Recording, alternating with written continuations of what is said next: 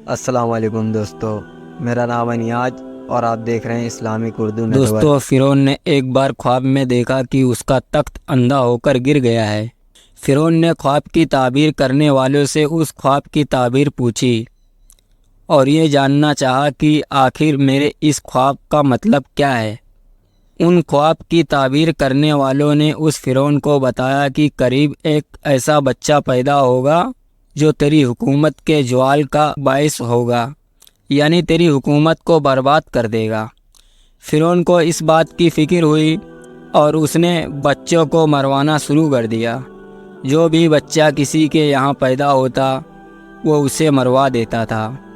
حضرت موسیٰ علیہ السلام جب پیدا ہوئے تو اللہ نے موسیٰ علیہ السلام کی ماں کے دل میں یہ بات ڈال دی کہ اسے دودھ پلاؤ اور جب کوئی خطرہ دیکھو تو اسے دریا میں ڈال دینا۔ چنانچہ حضرت موسیٰ علیہ السلام کی ماں نے آپ کو دودھ پلانا شروع کر دیا۔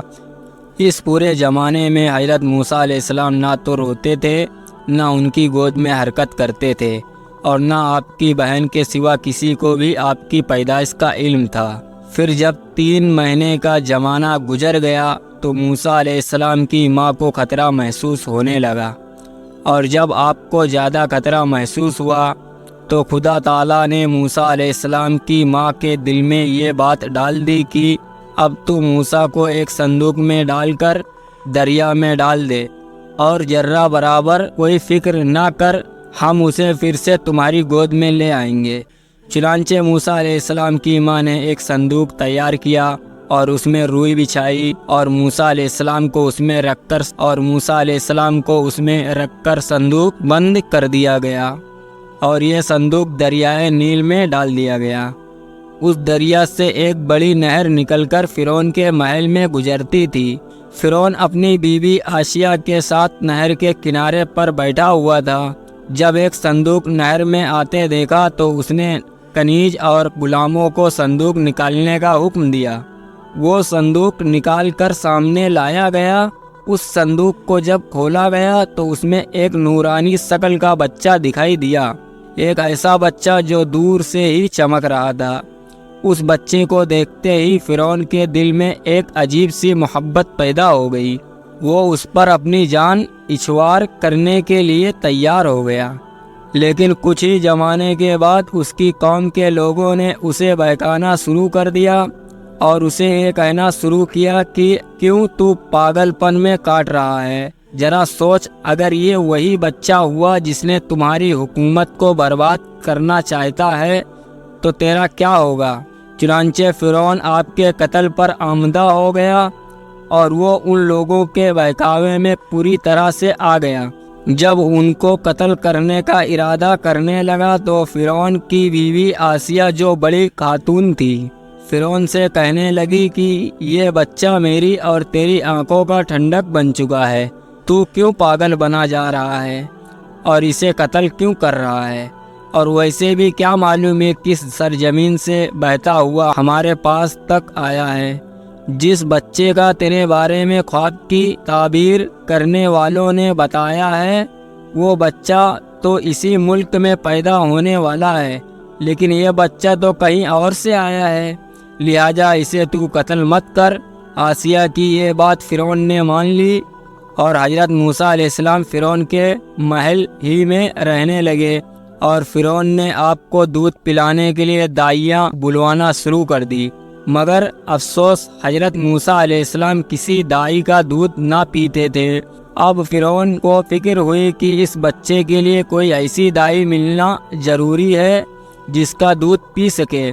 ادھر حضرت موسیٰ علیہ السلام کی ماں اپنے بچے کی جدائی میں بے قرار تھی، اور حضرت موسیٰ علیہ السلام کی بہن، جس کا نام مریم ہوا کرتا تھا، وہ آپ کی تلاش کرنے اور معلوم کرنے کو صندوق کہاں پہنچا ہے اور آپ کس کے ہاتھ آئے ہیں، آپ کی تلاش میں تھی۔ یہاں تک کہ یہ پتہ کرتے کرتے وہ فرعون کے محل میں پہنچ گئی، اور جب انہیں معلوم ہوا کہ میرا بھائی اسی محل میں ہے اور کسی بھی دائی کا وہ دودھ نہیں پی رہا ہے اور وہ ابھی تک بھوکا ہے، تو وہ فرعون سے کہنے لگی، فرعون، کیا میں تجھے ایک ایسی دائی کی خبر نہ دے دوں جس کا دودھ یہ بچہ ضرور پیے گا۔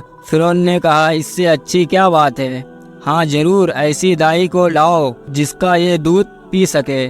چنانچہ وہ اس کی خواہش پر اپنی والدہ کو بلا لائی، اور جب موسیٰ علیہ السلام کی والدہ موسیٰ علیہ السلام کے سامنے آئی تو اس وقت حضرت موسیٰ علیہ السلام فرعون کی گود میں تھے اور دودھ کے لیے رو رہے تھے۔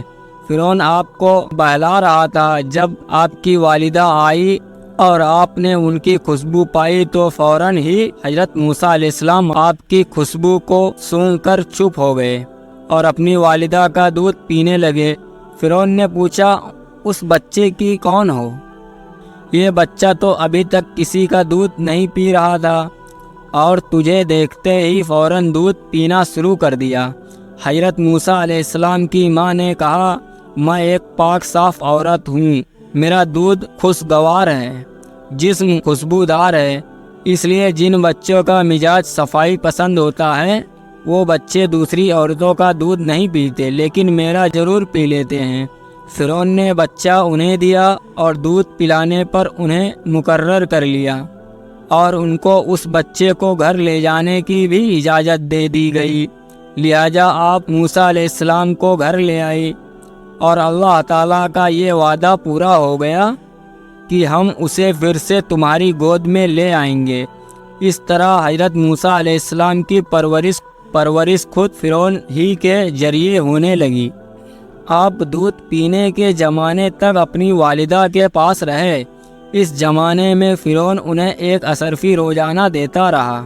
دودھ جب چھوڑنے کی عمر ہوئی تو آپ موسیٰ علیہ السلام کو فرعون کے پاس لے آئی اور وہاں پر پرورش پاتے رہے، تو لہٰذا اس طرح سے فرعون کے ذریعے حضرت موسیٰ علیہ السلام کی پرورش ہوئی۔